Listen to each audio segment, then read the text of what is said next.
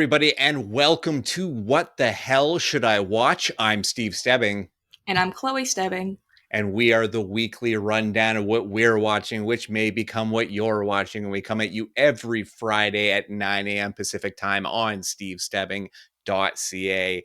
And this week is a lot of fun because it is the return of writer and director Zach Cregger in a genre that is just so near and dear to both of our hearts. We have a Disney sequel 22 years later, and a quiet little South Dakota Badlands film that, if you looked at the letterbox for it, you would probably be deterred from ever watching it because the scores on that app are really maliciously low on this film. But let's just get into it right now.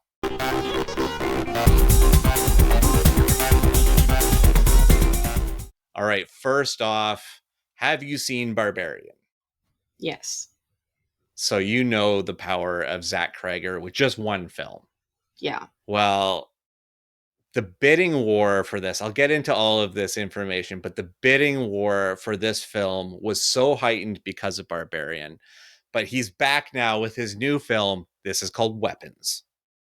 When all but one child from the same class mysteriously vanish on the same night at exactly the same time, the community is left questioning who or what is behind their disappearance. Starring Josh Brolin, Julia Garner, Alden Ehrenreich, Austin Abrams, Carrie Christopher, Benedict Wong, and Amy Madigan. Written and directed by Zach Cregger. So the trailers for this film were really creepy and vague at first. There was a quick teaser. Oh, I think it played before Sinners, and it was a quick 45-second teaser, and it was just a girl's narration about all the kids going outside at 2:17 in the morning. And just like really good effective marketing. And even the trailers, the full trailers for this film are still pretty vague, and that is the best way to go into this film as per usual. It's kind of how we went in to Barbarian, with just having no idea what it's about and just kind of it slowly revealing itself to you. And the thing that I really like about Zach Cregger is he has a story writing fascination with perspective. Barbarian goes through two to three different perspectives, without getting too much into spoiler territory for those who haven't seen Barbarian. It came out like 3 years ago. Still, you gotta pad some people, especially if you're trying to get him hyped up for this film, because right. I feel like I have a hard time picking a favorite between the two films. I do think Weapons is a step up as far as the production of it. Like, just it feels a bigger film, but he's just he's so interesting in his writing in this genre. I love the dark comedy that he brings to his work as well. And the cast is excellent. Julia Garner is fantastic. Josh Brolin playing a very Josh Brolin like role, but he brings it that fiber that it needs. And I really dug what this film was going for. There is a pivotal character in this film played by Amy Madigan, who I think almost completely steals this film.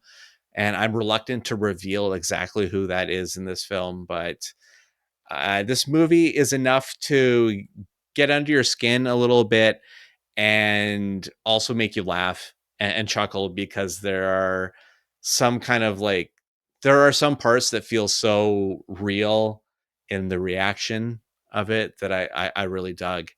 And again, the perspective thing that he does in the storytelling, it's almost like Tarantino-esque, and I really dig it because I love a film with intersecting lines. I really, really dig something like that. And he does it so nicely and crisply with this film. Let's get into some nerdy bits on this film.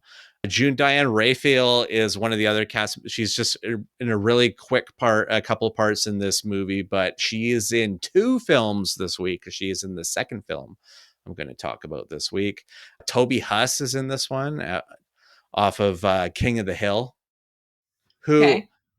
used to, who I totally forgot used to voice Khan and now voices Dale on the new Oh, series. okay. Yeah. So that's interesting. Yeah. Sarah Paxton's in this really quickly, and Justin Long very quickly is in this film. And it's a horror film. This is not really a spoiler. It's a horror film where Justin Long doesn't die. Okay. So Is that's kind he of a that's big. douchebag though? They don't give him long enough to be a douchebag. Okay. I'm sure if they gave him an extra few minutes, he probably would have douched it up. Uh, but besides directing this film and writing this film, Zach Cregger also scored this film with his collaborators, the Holiday Brothers. So that's kind of cool that it's almost like a John Carpenter thing where you're going to score the film as well. So I kind of dig that. It was shot by Larkin Sepel, who usually works with Daniels, Daniel Scheinert and Daniel Kwan, who did Everything Everywhere All at Once Okay. and Swiss Army Man. So, which is, I don't know if you've seen Swiss Army Man with Daniel Radcliffe and Paul Dano. It is must see. You have to see this Okay. movie. It is so wild. I don't even want to tell you any more to it than that. It is just must see. It's absolutely wild. They also did John Watts' Cop Car. They did a film from, I want to say it's 2018, and it's got Jack Rayner and Dennis Quaid, I think, is in it. It's called Kin, and it's about these kids. They find an alien like weapon. It's like an alien gun in the hood. James Franco, I think, is in it and is a bad guy. He's like a gang leader or something. I want to say Franco's in that film too, but it's called Kin. And he also shot a film with Elijah Wood and Melanie Linsky called I Don't Feel at Home in This World Anymore, which was directed by Macon Blair, who is awesome. I love Macon Blair. His new film is going to start at the end of this month. Hopefully, I get to see it in theaters. It is called The Toxic Avenger, and it's a film I'm absolutely excited for. But Larkin Sepel also shot the series Beef with Stephen Yun, and basically all of Childish Gambino's music videos he shot, as well as Arcade Fire's We Exist, DJ Snake and Lil Jon Turned Down for What, Oh shot my that gosh. video, and Santi Gold's Disparate Youth shot that video too. All right. Interesting facts. Zach Cregger cites Magnolia as the inspiration for this film. Have you ever seen Magnolia? I don't think I've seen it, but I know the film. It's Paul Thomas Anderson. Yeah. That should be a really cool movie journey because it's like Hard Eight, Boogie Nights, Magnolia, Punch Drunk Love. I'm getting my order wrong, but then there's There Will Be Bloods in there, Inherent Vice. There's a lot of great films. He's got a new one coming out with Leonardo DiCaprio and Benicio del Toro, and I'm Okay. blanking on the name right now. One Thing After Another. That's what it's called. Okay. Yeah, it looks really good. So about that the bidding war and the stuff that I was alluding to at the beginning of the episode, this film was initially set for release on January 16th, 2026. So next year they were going to drop it into dead end January like they always do with horror movies that I don't get. But they rescheduled it to August 8th, 2025 after the test screenings because the test screenings were just off the hook for the film. So after this, there was a massive bidding war for before in preparation for like after the screenings and everything, there was a huge bidding war, which Jordan Peele was a big part of the bidding war. Like he wanted Universal and Monkey Paw to grab this film and run with it, Okay. and they lost out on it because of his management. His management also manages Zach Cregger, and they saw it as a conflict of interest, so they didn't pursue it as hard as they should have. So I Jordan see. Peele fired his management team and hired another one. That's fucked up, right? Yeah.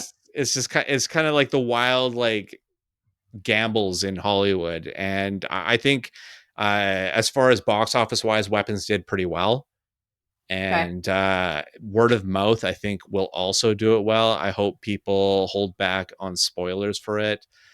I saw one review say it was boring, and I said I don't think we watched the same film at all, because I really dug this film, but I'm also, I believe, totally predestined to love a film like this, so it's like not a wild swing for me to be into it. But I'm really excited for you to see it because Yeah. I really love to hear your thoughts on it afterwards. All right. All right, let's move on to something, yeah, pretty different. But this is Disney trying to revive some magic over 20 years later. This is Freakier Friday. 22 years after Tess and Anna endured an identity crisis, Anna now has a daughter and a soon to be stepdaughter. As they navigate the challenges that come when two families merge, Tess and Anna discover that lightning might strike twice. Starring Jamie Lee Curtis, Lindsay Lohan, Julia Butters, Sophia Hammonds, Manny Jacinto, and Mark Harmon. Directed by Nisha Ganatra. So this is one of those films. It's funny because since Oppenheimer and Barbie came out and they were doing those combo names of movies coming out the same weekend, and then Wikiator or Glicked or whatever Gladiator 2 and Wicked became. Last week for me would have been, or the couple of weeks ago would have been I Still Know What You Did Last Eddington. And then last week's would have been The Naked Guys 2. And then this week would be Weapons Friday, because I did Weapons and then I did this film.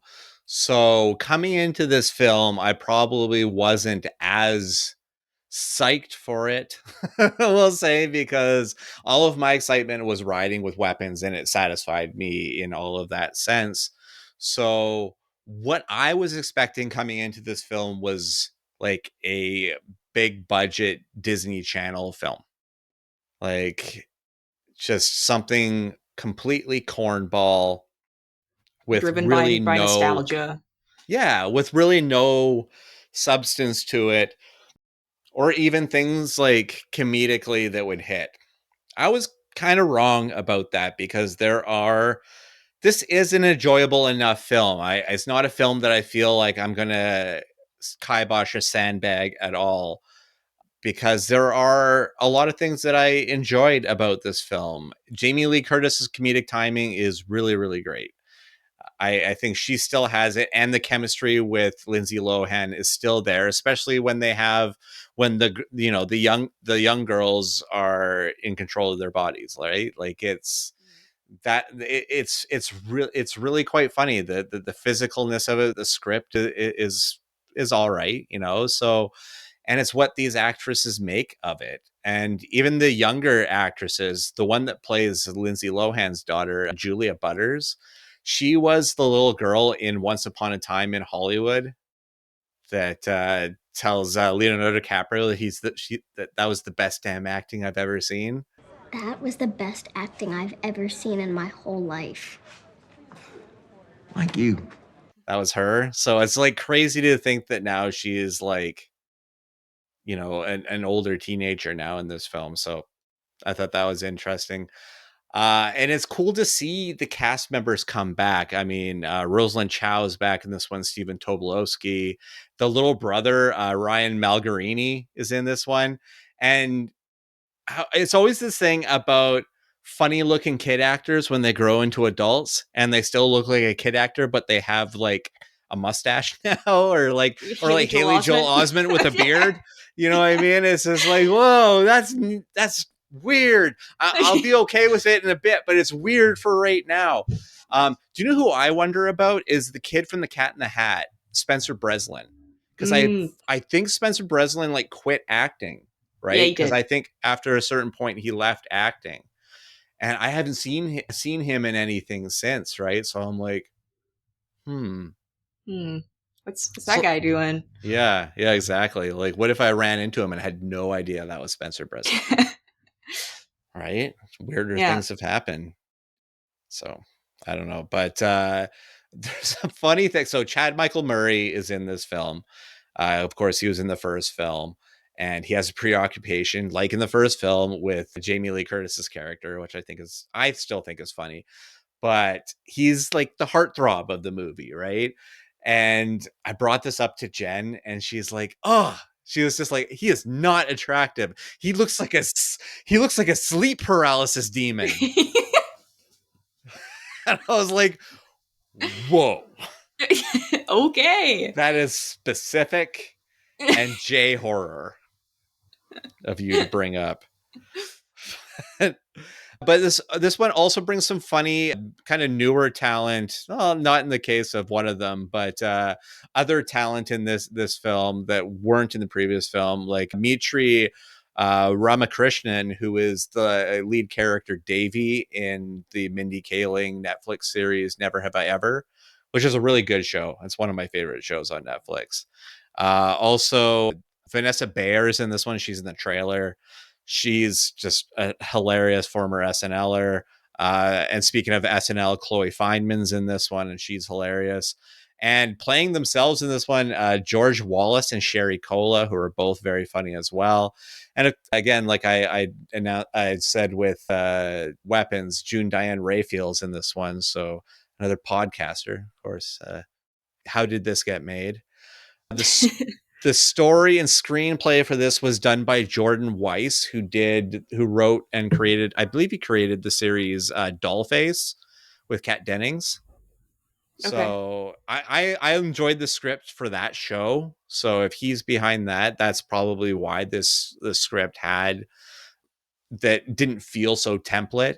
There was actually some like personality to it, and probably due to his script. The score for this one was done by Amy Doherty, who did the score for Please Don't Destroy the Treasure of Foggy Mountain, which is like the new Lonely Island. They Okay. write for Saturday Night Live now. Their TikTok shorts are hilarious. Highly recommended.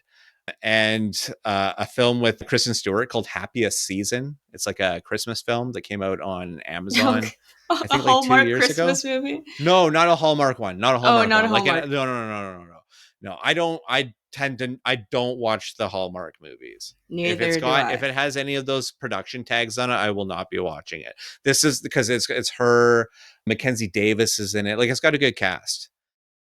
She also did the score for She-Hulk Attorney at Law, which I liked that show. The internet wanted to shit all over it, but I thought it was funny. And Tatiana Maslany is great. The show, I'm deep in the weeds right now on this one. The film was shot by Matthew Clark, who did a film with Zac Efron and Adam Devine called Mike and Dave Need Wedding Dates. Do you ever see this film with Aubrey No. Plaza and Anna Kendrick? It's pretty No. funny. It's based on a true story, apparently. Okay. Speaking of Adam Devine and Anna Kendrick, he also shot Pitch Perfect 3. I know. Awesome. One of your favorite films, I know.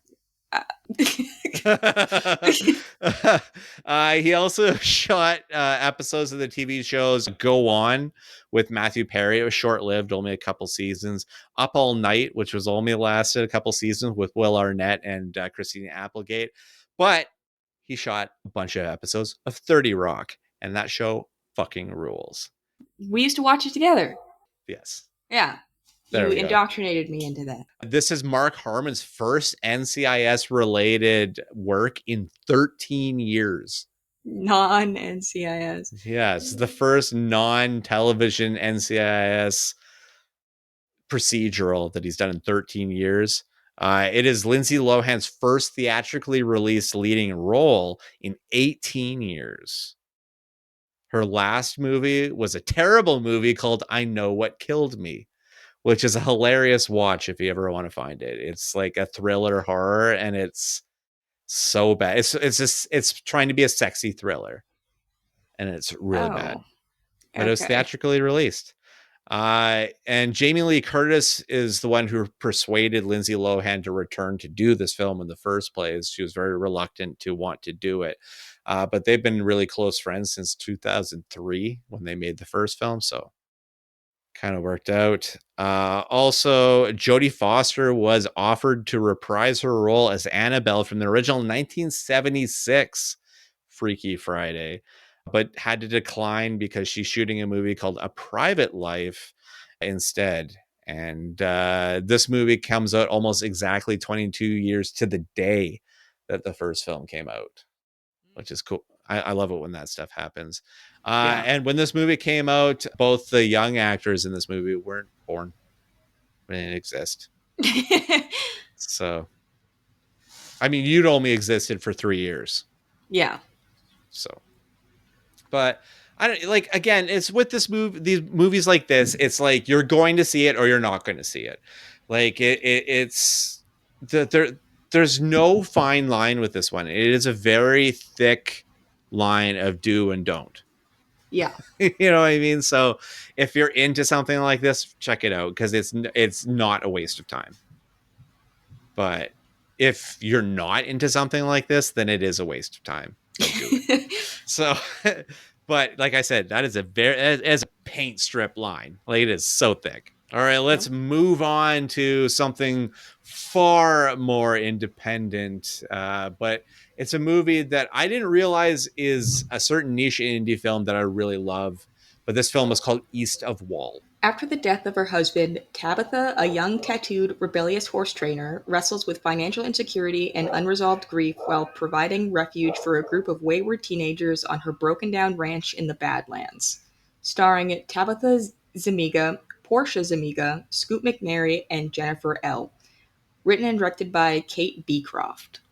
Yeah, and this is a really, really interesting film that feels so character-driven in the most real sense because Scoot McNairy and Jennifer L are the only professional actors in this film. Everybody else in this film plays themselves. Okay. And and to see these two the strong mother and daughter against the the harsh times of the modern ranch era in South Dakota Badlands, and to be horse sale to horse sale just to keep your farm alive, as well as essentially having a house full of basically the lost children, like, and as well as dealing with the death of her husband and not quite being able to resolve the grief of that, not even having a moment in time to grieve it because you have to keep everything afloat. And excuse me. I really thought it was beautifully done. It's softly done, which I really like that as well. Like it just kind of feels like you're sitting along with these characters. It reminded me a lot of Chloe Zhao. I think it's Chloe Zhao's first film called The Rider. She was the one that won the Academy Award for Nomadland. It was a really, really great film. But The Rider I thought was really, really great. It was like a rodeo set film that felt like you were just kind of embedded with the real thing. And that's something that I felt this film got into me quick.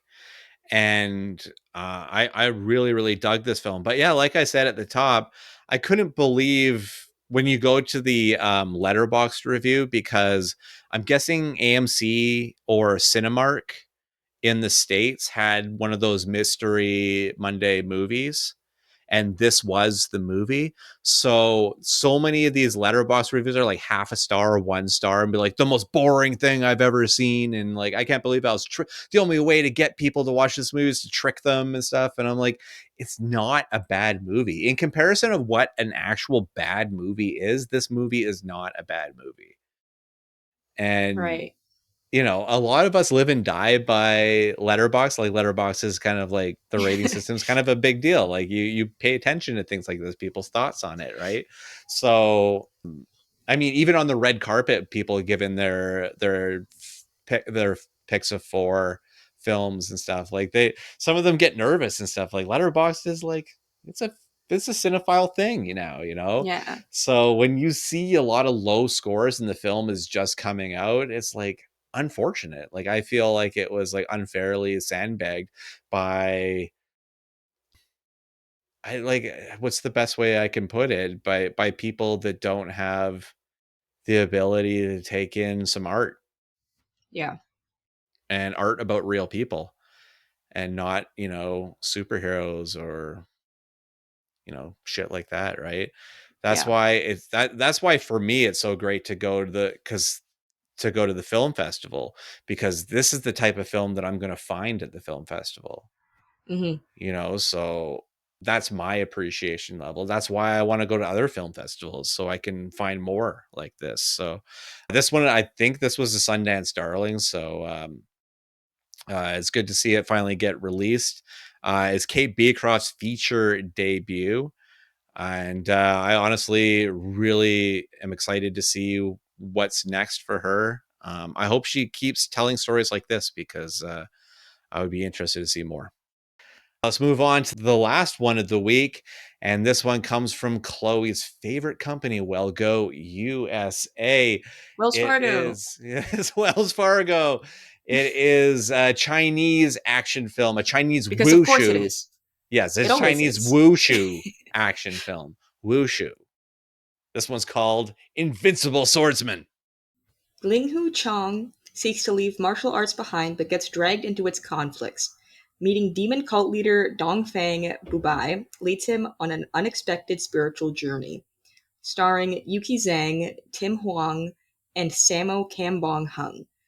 Directed by Yiwei Luo. Sammo Hung was actually a Chinese actor that did a fair amount of American movies and television shows. He actually had an action series. I think this is right, with Arsenio Hall. They were cops. Okay. Do you know who Arsenio Hall is?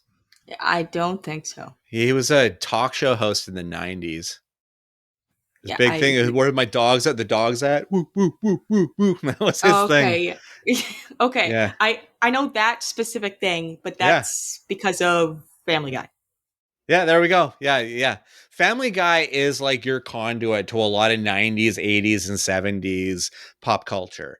Yeah. That's how I'm gonna that's my fishing hook for you. when I'm like there's some weird thing, I'm like, do you know who TJ Hooker is? Like I'm just like doing weird obscure references, and you're like, I do know that. I do know what Sanford and Sons is. I know who TJ Hooker is because of American Dad. Hey! Thank you, Seth MacFarlane. Fuck. But this movie is exactly what you think it is. It's, ancient China. It is doing the whole wushu martial arts, with heightened melodrama and everything. This one has your legendary warrior that falls in love with this mysterious girl who he finds out later is this demon who's been slowly taking over the land. And of course he has to have the inner turmoil of love and his hatred towards this demon. And Don't you just hate it when your crush ends up being a demon? I kind of do, like an ancient one that like leads droves of armies. Like, yeah, I would hate that one for sure. The one thing I will say about this movie is that the special effects and the action are like top notch. It's like they spent a shitload of money on these movies to make it work. And I'm kind of blown away by the production level of it. I wonder how well it played box office wise in China, because it feels like they put a lot of oomph into this film. So The things you can uh, accomplish when you cut down on the drone budget. yeah, exactly. Yeah, no doubt.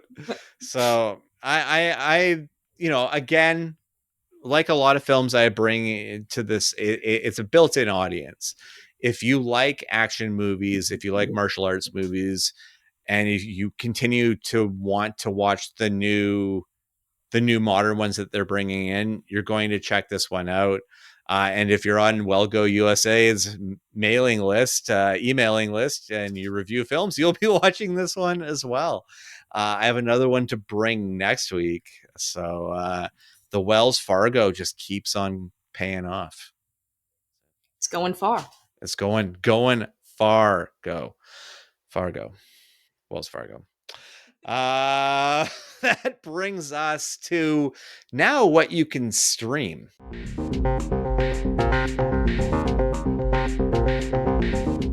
That's right, the streaming pile this week, and all the I think they're doing week releases for this one. I'm not exactly sure how the releasing goes for this one, but there has to be at least 2 episodes of this available right now. I've been sitting on my review for like weeks. I've been really excited about this one, and now I can finally talk about it. I'm not going to get into spoiler territory. That's for another segment and another day, but this is Alien Earth. When a mysterious space vessel crash lands on Earth, a young woman and a ragtag group of tactical soldiers make a fateful discovery that puts them face to face with the planet's greatest threat. Starring a fuck ton of people. Sidney Chandler, Timothy Olyphant, Alex Lothar, Samuel Blenkin, Essie Davis, Adarsh Gaurav, Kit Young, David Rysdahl, Babu Sise, Jonathan Ajayi, Irana James, Lily Newmark, D.M. Camille, and Adrian Edmondson. Created by Noah Hawley, available on Disney+. And that world's greatest threat is the xenomorph, but not just the xenomorph, because this ship that crashes has a bunch of other aliens that we've never seen before on it too. And Special edition aliens? This show is fucking cool. I don't know how else to iterate with that without getting super spoilery. I'm going to set up a premise for you though, because essentially there are 2 things going on. There is a ship that's Weyland-Yutani's ship that crashes into a city called Prodigy City. Prodigy City is owned by the youngest billionaire ever. He's like this teenage super genius that has just first the youngest trillionaire. He's a trillionaire. He's because in this universe, Weyland-Yutani, there's a bunch of other companies. They all own pieces of the solar system at this point. So Weyland-Yutani ship crashes. Kids like, that's my ship now. I'm gonna send my people on to see what the fuck's on there. But it's an expedition ship. So it's got samples of things that they've brought back from all over the galaxy, right? So this prodigy kid has also made this project because a lot of people, you have your humans, but then you have your synthetics and your kind of combined synthetics, like half and half type thing, like using parts and stuff. But he's made this thing where dying kids can live on in adult bodies, but it's experimental and secret. So now he has these super strong cyborg kids that he can send on this expedition into this ship. Child labor. Cool. Yeah. And it's cyborg child labor. The acting of because they're not, I would say they're not adults. They're your age. They're like, 20, 25. They haven't lived a full, they're not like stubbly old people. You know what I mean? Right. They're they're visibly not kids, but they're still pretty young. Right. But to see them with the mannerisms of kids, there's one character in particular that is so fascinating. Just the psyche and the mentality of how that they're even standing and doing stuff. And I'm like, holy crap, that's a 10-year-old. You know what I mean? Like it's so interesting. But I love the show. Timothy Olyphant is such a genre guy at his core, and I really love that about him. And he really brings it. And he's like the perfect person to add to this cast. Noah Hawley is the guy that did Fargo and he did Legion. He's a really, really great writer. I really enjoy his work a lot. And I've seen 6 episodes of this show. I don't know if that's the whole series, because I hope not, because then I have to wait for another season, because I do believe that they'll make another season. But I really like it. I noticed you were watching Romulus the other day, so you have an interest in aliens. I think you will dig this one too. And yeah, I really like the writing for this one. Let's get into the weeds on this one. The score was done by Jeff Russo, who's the usual Noah Hawley guy, but he also did other TV shows. He did the score for Lucifer, which is a show I haven't finished yet. I really like that show. Tom Ellis is fucking great. I did a show on Apple TV Plus called For All Mankind, which is like the what if show, that what if the Russians won the space race and the US had to catch up, and it's like an alternate timeline. It's interesting. And also the score for The Umbrella Academy, which is a quirky as hell show that I enjoyed thoroughly, even if it went off the rails a little too far here and there. But there's actors in that show that I adore. And also for this series and all of the spinoff series, Bosch did all of the score for that one, and all the Star Trek stuff. So Discovery, Strange New Worlds, sadly Section 31.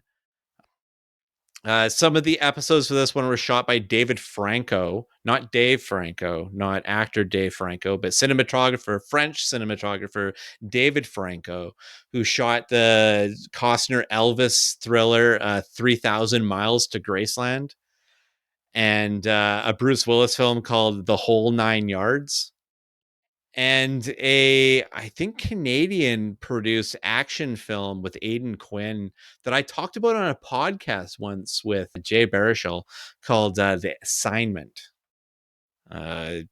Just a film that nobody really knows about from 1997 that he's like, nobody really knows about this film. I'm like, yeah, I haven't even heard of it. He also shot the HBO series Perry Mason, as well as episodes of Game of Thrones and Boardwalk Empire. So 2 of the big ones. Some of the show was shot by Dana Gonzalez, who also directed 4 episodes of this show as well. He's, besides being a Noah Hawley guy, he's a Rick Roman Wah guy, which is a usual action filmmaker that does like just gritty cop action films a lot of the time. And also I think he did Angel Has Fallen, which is like the 3rd Gerard Butler Saves the President movie. But he also did the one with Gerard Butler where meteor is coming to end the world, Greenland, where they all have to go to Greenland to that big bunker. He did that film. Okay. But, and I just talked about this film earlier, it also shot the upcoming Macon Blair remake of Toxic Avenger, which I'm very excited about. The trailer is fucking nuts, and Peter Dinklage is going to rip it up in that movie. I'm so excited. He also shot a series called Pretty Little Liars, which I don't think I've ever watched before. I haven't watched it, no. I think I've seen the first couple episodes. He did a show I liked called Southland, an LA cop show, and a show that was on Netflix. It was on A&E, and then it got revived by Netflix. It got saved, I believe, by Netflix. Longmire, and Sorry, Longmire. Just every time we scroll past it, we laugh. Longmire. It's just funny. Longmire. And it's like a guy in a cowboy hat. Longmire. That's Longmire. That's Longmire. You know that guy over there? Oh, yeah, I know that guy over there. That's Longmire. Who's that over there? Longmire. Also, episodes were shot by Colin Watkinson, who did a beautiful movie from 2007, I want to say, by Tarsem Singh called The Fall. It's just an incredible film. Lee Pace is in it. It's really, really, really beautiful. It looks like I know the one you're talking art. about. Yeah. It's like an abstract art film. It's really, really gorgeous, like a fantasy film. Amazing. Also shot episodes of The Handmaid's Tale, which 7 seasons of it. So Yeah. which went from the series was like, oh wow, that's crazy, to like, holy fuck, that's plausible, to like, oh, I guess that's our future. It's a manifesto, Right? apparently. It's I the guess. manifesto. Also shot episodes of Entourage, which is one of my favorite shows of all time. And shot the music video for Katy Perry's Firework. What? Why? That's such a weird Yeah. poll. Yeah. That's what I saw in his filmography. I was like, Katy Perry Firework? I'm definitely talking about that. All right. But yeah. But I mean, I'm going to bring this show in its entirety when I can speak of it in all spoiler form, because it's just unveiling right now. There's a bunch of episodes that nobody has seen yet. And yeah, I'm hoping that this becomes a hit, because I really, really like it. I don't know if I'm watching it through xenomorph colored glasses right now, and I'm just excited about it all. But it's cool as fuck.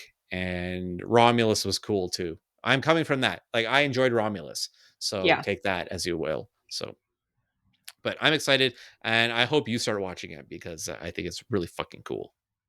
Yeah. All right. I've got a few reminders to talk about.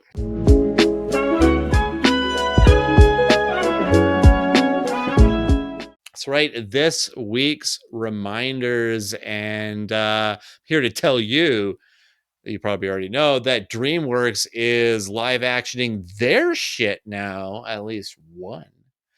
How to Train Your Dragon is now out on 4K. I haven't received mine yet, but I know it's going to show up at any point, and I believe I asked for the 4K, so it's going to be nice, because I actually really dug this movie. I thought it was a lot of fun. It doesn't have to reinvent the wheel. It just shows the foundation, the core of what How to Train Your Dragon is, translates no matter how you tell the story. It's going to be good. That's just the way it goes. So I really dug it. I reviewed it pretty recently on the June 20th episode, so you can go back and watch it there. Also on Blu-ray this week and 4K, The Accountant 2, Ben Affleck following up his unconventional action film. The first film, I didn't think it was going to be a great film, and totally surprised me. And the sequel surprised me too, because you got John Bernthal as his brother for like pretty much the whole film, like a buddy, like a brother, a disgruntled brother movie, and with an autistic Ben Affleck. And I dug it. I dug it. I reviewed it on the May 2nd episode. So if you want to see the full review, you can go back and check it out there. Also out this week, just on Blu-ray, no 4K for this one yet. I can see someone like Shout or something picking it up for 4K. But Freaky Tales is now out on Blu-ray. Both Chloe and I checked this one out on the April 4th episode. I think you came out a little better on it than I did, as far as I remember. I think so. Yeah. I It's I quirky. There's stuff that's really a yeah, lot of fun about it. Pedro Pascal is great, as yeah, always. And I mean, if we don't embrace all anthology films, they won't make them. So, exactly. and it's good enough to embrace. I don't think it's a bad film by any means. We're almost ready to get out of here, but it's time for my favorite part of the podcast, when I get to hand it over for butts. But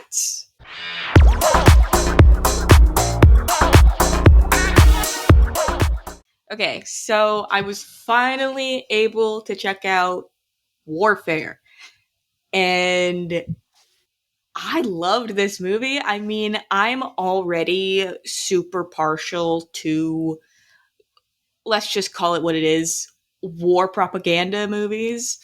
They just really like scratch that itch for me. And the cast in this just absolutely sells it. I mean, Joseph Quinn, amazing. Like he's He spends most of the dying movie for most of it. screaming. Yeah. But I mean, it's like hard to watch, Mm-hmm. like he sells it really well. And then I don't remember the actor who plays Elliot. Cosmo Jarvis. Yes. Yeah. He also is great. He was my favorite going in there. Like, he was my favorite character. And yeah, I mean, like, the film actually really caught me off guard because things went to shit really fast. So I was like, what's like the rest of this movie even gonna be? Like, 20 minutes in, they're all blown to bits. So what? But it kept the intensity the entire time, even though it basically only took place in this one Iraqi apartment building. And the ending of it was really impactful as well, when they like show the photos of the actual real soldiers that this was based on, and like showing the cast meeting them and actually getting military training to be able to carry out these scenes in proper form. Like, I just think that was really cool. And I know the state of America right now and how we shouldn't be glorifying the American military, but there's two wars that really pique my interest, and that's World War II and Iraq. Mm-hmm. Mm-hmm. And yes, like I said, this film is feel good American propaganda, but sometimes it's just a nice story that we can tell ourselves, even though we know it's not true in its entirety. This was actually this film was made because Elliot didn't remember what happened to him. And Ray Mendoza, who made this film with that Alex Garland, who's DeFaro plays him in the movie, DeFaro Wunatai. He made it with the memory, like, by getting the memories of everyone else that was still around to make this movie. Yeah, I saw that little blurb in the beginning that It's this movie was crazy. based on memories. Yeah. Mm-hmm. Mm-hmm. Yeah, it's intense. It was actually on my other podcast, After the Credits, Bill's number one movie of the half year right now. Wow. Yeah. I mean, I can see that. Yeah. Yeah, solid film. All right, so that brings us almost to a close this week, but what are we going to talk about next week?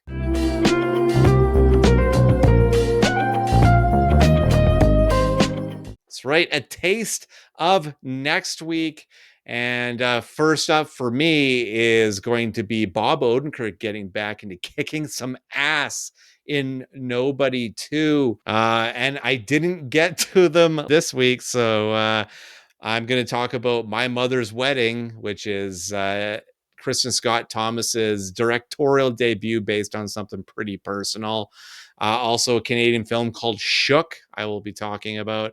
I have watched it, and we'll bring it next week. David Cronenberg's latest film, The Shrouds. And I definitely have some thoughts on that one.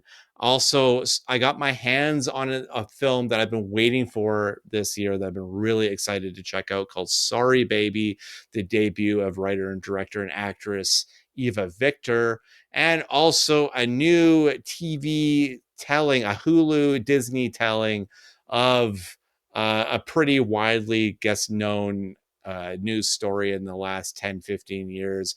This is The Twisted Tale of Amanda Knox I'll be talking about.